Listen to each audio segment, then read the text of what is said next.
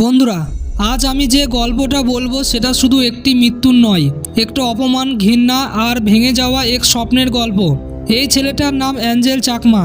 সে শুধু পড়তে গিয়েছিল, কিন্তু ফিরে এলো লাশ হয়ে। অ্যাঞ্জেল চাকমা ছিলেন ত্রিপুরার এক সাধারণ পরিবারের ছেলে, বয়স মাত্র 24। সবচেয়ে গুরুত্বপূর্ণ কথা, তার বাবা ছিলেন ইন্ডিয়ান আর্মির একজন সদস্য।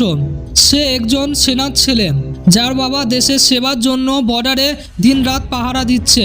ভবিষ্যৎ গড়ার স্বপ্ন নিয়ে অ্যাঞ্জেল চলে গিয়েছিল উত্তরাখণ্ডের দেরাদুনে।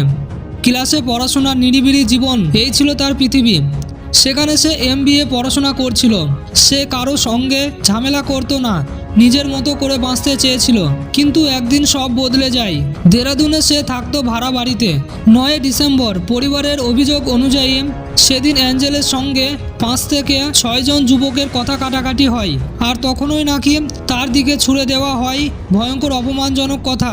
অভিযোগ আছে, তাকে বলা হয়েছিল চীনা, ছোট চোখ, এখানকার লোক না, আরও নানা জাতিগত কটূক্তি।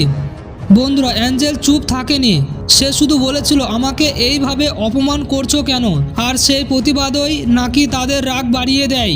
5 থেকে 6 জন মিলে একজন ছেলেকে ঘিরে ধরে। কথা থেকে হাত ওঠে। শুরু হয় নৃশংস মারধর।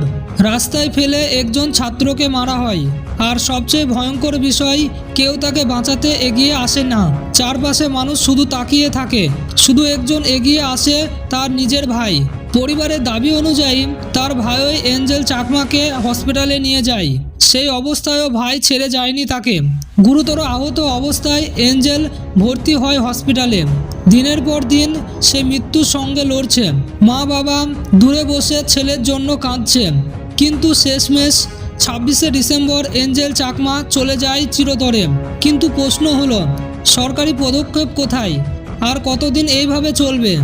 বন্ধুরা, আজ শুধু অ্যাঞ্জেল নয়, আমাদের দেশে রোজ জাতি, ধর্ম, চেহারা নিয়ে মারামারি হচ্ছে। মানুষ মরছে। একজন সেনার ছেলেও যদি নিরাপদ না হয়, তাহলে সাধারণ মানুষের নিরাপদ কোথায়? চীনা বললেই কি কাউকে মারা যায়? চোখ ছোট হলেই কি সে মানুষ না? অ্যাঞ্জেল চাকমা ছিল একজন ছাত্র, একজন ভারতীয়, একজন মানুষ। ন্যায় বিচার আজ শুধু তার পরিবারের নয়, আগামী দিনের সব ছাত্রের জন্য দরকার। এই ভিডিওটা যদি আপনার বুকের ভিতর কিছু নাড়া দিয়ে যায়, চুপ থাকবেন না, কমেন্ট করুন, শেয়ার করুন। কারণ আজ অ্যাঞ্জেল, কাল আপনিও হতে পারেন।